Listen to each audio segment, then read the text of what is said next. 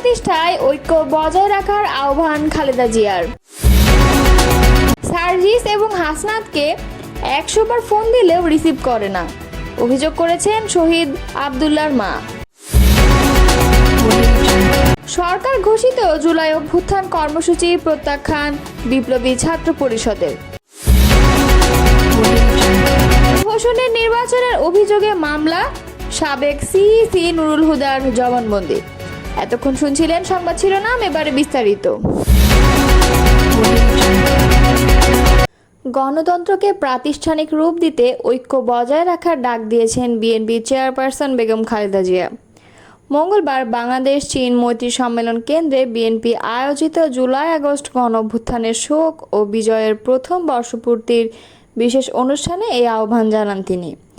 গুলশানের বাসা ফিরোজা থেকে ভার্চুয়ালি যুক্ত হয়ে দেওয়া বক্তৃতায় তিনি গুম, খুন ও বিচার বহির্ভূত হত্যাকাণ্ডের শিকার ব্যক্তিদের তালিকা তৈরি ও রাষ্ট্রীয় স্বীকৃতি দেওয়ার তাগিদ দেন। খালেদা জিয়া বলেন, আমাদের সামনে যে সুযোগ সৃষ্টি হয়েছে নতুন করে গণতান্ত্রিক ব্যবস্থাকে প্রাতিষ্ঠানিক রূপ দেওয়ার, তা আমাদের দ্রুত সম্পন্ন করতে হবে। কর্মসংস্থান সৃষ্টি করতে হবে, জনগণের নিরাপত্তা নিশ্চিত করতে হবে। সর্বোপরি বাংলাদেশের স্বাধীনতা সার্বভৌমত্বকে রক্ষা করতে হবে। যে কোনো মূল্যে বীরের এই রক্তস্রোত, মায়ের অশ্রুধারা যেন বৃথা না যায় তা নিশ্চিত করতে হবে। ঐক্য বজায় রাখতে হবে। আসুন আমরা সবাই মিলে শহীদ জিয়ার স্বপ্নকে বাস্তবায়িত করি কোটি মানুষের নতুন বাংলাদেশের নির্মাণের স্বপ্নকে। সংক্ষিপ্ত বক্তব্যের শুরুতে তিনি বলেন, রক্তস্নাত জুলাই আগস্ট 1 বছর পর আমাদের মাঝে ফিরে এসেছে। দীর্ঘ 16 বছর ফ্যাসিস্টদের নির্মম অত্যাচার, নির্যাতন, গ্রেপ্তার, হত্যা ও খুনের মাধ্যমে গণতন্ত্রকে ধ্বংস করে এবং একদলীয় শাসন ব্যবস্থা চিরস্থায়ী করতে চেয়েছিল আওয়ামী শাসক গোষ্ঠী। ছাত্র জনতার সম্মিলিত অভ্যুত্থানের মধ্য দিয়ে ফ্যাসিবাদের পতন ঘটেছে, সুযোগ সৃষ্টি হয়েছে নতুন করে বাংলাদেশকে গড়ার। গুম, খুন, বিচার বহির্ভূত হত্যার শিকার ব্যক্তিদের তালিকা করার প্রতি জোর দিয়ে বিএনপি চেয়ারপারসন বলেন, গুম, খুন, বিচার বহির্ভূত হত্যার শিকার যারা হয়েছেন তাদের তালিকা প্রস্তুত করতে হবে, দ্রুত বিচারের ব্যবস্থা করতে হবে এবং রাষ্ট্রীয় স্বীকৃতি নিশ্চিত করতে হবে। প্রতিটি পরিবারের সম্মান এবং তাদের পুনর্বাসন এবং তাদের নিরাপদ ভবিষ্যৎ নিশ্চিত করতে হবে। জাতীয় নাগরিক পার্টির মুখ্য সংগঠক সার্জিস আলম ও হাসনাত আব্দুল্লাহর 100 বার ফোন দিলেও তারা রিসিভ করেন না বলে অভিযোগ করেছেন আন্দোলনের শহীদ আব্দুল্লাহ বিন জাহিদের মা ফাতেমাতুজ জোহরা। মঙ্গলবার বিকালে রাজধানীর চীন মৈত্রী সম্মেলন কেন্দ্রে বিএনপি আয়োজিত গণঅভ্যুত্থান 2024 জাতীয় ঐক্য ও গণতান্ত্রিক অভিযাত্রা শীর্ষক আলোচনা সভায় বক্তব্য দেওয়ার সময় কান্নাজড়িত তিনি এসব কথা বলেন।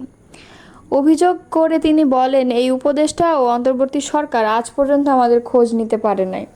আমার ছেলের রক্তের বিনিময়ে ক্ষমতা পেলেও তারা একবারও আমাদের খোঁজ নেওয়ার প্রয়োজনও বোধ করেনি। এমনকি সার্জিস, হাসনাতকে আমরা 100টা ফোন দিলেও তারা রিসিভ করে না। জুলাই অভ্যুত্থানে শেখ হাসিনা সরকারের পতনের পর 5 আগস্ট সন্ধ্যায় বিমানবন্দর এলাকায় গুলিবিদ্ধ হয়ে মারা যায় আব্দুল্লাহ বিন জাহিদের মা বলেন, আমার 2 ছেলে। বড় ছেলে আব্দুল্লাহ বিন জাহিদের বয়স 17 বছর, ছোট ছেলের বয়স 14 বছর। আমার বড় ছেলে মারা যাওয়ার 14 দিনের মাথায় আমার ছোট ছেলের ক্যান্সার ধরা পড়ে। সে বর্তমানে হাসপাতালে চিকিৎসাধীন। মে মাসের 18 তারিখে আমার স্বামী ব্রেন স্ট্রোক করে মারা যায়। আমরা বিএনপি পরিবার থেকে আমার ছোট ছেলে খোঁজখবর নেয় এবং তার চিকিৎসার খরচ গ্রহণ করে। আগামী শুক্রবার ছোট ছেলের আরেকটি অপারেশন হবে। আমার শেষ অবলম্বনটুকু যেন আমার কাছে থাকে, এই জন্য সবাই তার জন্য দোয়া করবেন। এ সময় তিনি আরও বলেন, আমরা বিএনপি পরিবার আজ আমাদের সঙ্গে না থাকলে আমাদের আজ রাস্তায় নামতে হতো। আমার ছোট ছেলেও আজ দুনিয়াতে থাকতো না। অনুষ্ঠানে ভার্চুয়ালি যুক্ত হন বিএনপির ভারপ্রাপ্ত চেয়ারম্যান তারেক রহমান। এতে প্রধান অতিথি হিসেবে ভার্চুয়ালি যুক্ত হয়ে বক্তব্য রাখেন দলের চেয়ারপারসন ও সাবেক প্রধানমন্ত্রী খালেদা জিয়া। বিএনপি সিনিয়র যুগ্ম মহাসচিব রুহুল কবির রিজভীর সভাপতিত্বে অনুষ্ঠানে আরও উপস্থিত ছিলেন বিএনপির মহাসচিব মির্জা ফখরুল ইসলাম আলমগীর এবং স্থায়ী কমিটির সদস্য মেজা আব্বাস। ফ্যাসিবাদী আওয়ামী লীগ রেজিমের বিরুদ্ধে 24-এর ছাত্র জনতার ঐতিহাসিক সংগ্রামকে জুলাই বিপ্লব আখ্যা দিয়ে সরকার ঘোষিত জুলাই অভ্যুত্থানের কর্মসূচি প্রত্যাখ্যানের ঘোষণা দিয়েছে বিপ্লবী ছাত্র পরিষদ। একই সঙ্গে সংগঠনটি পাল্টা কর্মসূচি হিসেবে 14 জুলাই বিপ্লব দিবস ও 5 আগস্ট বিজয় দিবস হিসেবে পালন করবে বলে জানিয়েছে। মঙ্গলবার দুপুরে ঢাকা বিশ্ববিদ্যালয়ের মধুর ক্যান্টিনে আয়োজিত এক সংবাদ সম্মেলনে বিপ্লবী ছাত্র পরিষদের কেন্দ্রীয় আহ্বায়ক আব্দুল ওয়াহেদ এ কর্মসূচি ঘোষণা করেন। লিখিত বক্তব্যে তিনি বলেন, বাংলাদেশের জাতীয় জীবনের অন্যতম প্রধান গৌরবময় অধ্যায় জুলাই বিপ্লব। এটি আমাদের তরুণ প্রজন্মের জীবনের শ্রেষ্ঠ অর্জন। 1971 সালের স্বাধীনতা, তার আগের 1947 সালের স্বাধীনতা সেই সময়ের প্রজন্মগুলোর কাছে যে গুরুত্ব ও তাৎপর্য বহন করে, আমাদের প্রজন্মের কাছে 24 জুলাই বিপ্লব তেমন গুরুত্ব ও তাৎপর্য বহন করে। কারণ এই বিপ্লবের রক্তাক্ত লড়াইয়ের বীরত্ব ও তাবেদার ফ্যাসিবাদকে পরাজিত করার সাফল্য আমাদের রাজনৈতিক কর্তাসত্তায় পরিণত করেছে। এই বিপ্লবের মধ্য দিয়ে রাষ্ট্র ও রাজনীতিতে আমূল পরিবর্তনের ম্যান্ডেট তথা এখতিয়ার, অধিকার ও সুযোগ আমাদের অপরিহার্য হকে পরিণত হয়েছে। আব্দুল ওয়াহেদ বলেন, শব্দ শুধু যোগাযোগের মাধ্যম নয়, শব্দ রাজনীতিরও হাতিয়ার। একটি ঘটনাকে কী নামে ডাকা হবে তার উপর নির্ভর করে ভবিষ্যৎ গতিপথ ও ঐতিহাসিক মূল্যায়ন বদলে যাবে। যেমন জুলাইকে গণ অভ্যুত্থান শব্দ দিয়ে আখ্যায়িত করে একে ফ্যাসিস্ট শেখ হাসিনা রেজিমের বিরুদ্ধে জুলাইয়ের গণ অসন্তোষের বহিঃপ্রকাশ বোঝানো হয়েছে। এর মাধ্যমে হাসিনা রেজিমের পতনের আমাদের যে সাফল্য তাকে স্বীকৃতি দেওয়া হয়েছে।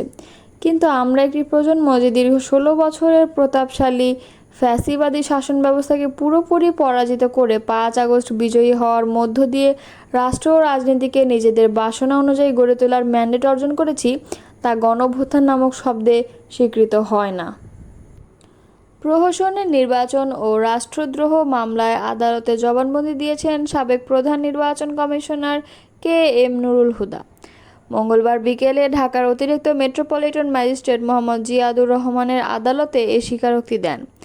দশম, একাদশ ও দ্বাদশ জাতীয় সংসদ নির্বাচনকে প্রহসনে নির্বাচন করার অভিযোগে সাবেক 3 সিইসি সহ 24 জনের নামে উল্লেখ করে গত 22 জুন রাজধানীর শেরেবাংলা নগর থানায় মামলা করেন বিএনপির নির্বাহী কমিটির সদস্য সালাউদ্দিন খান।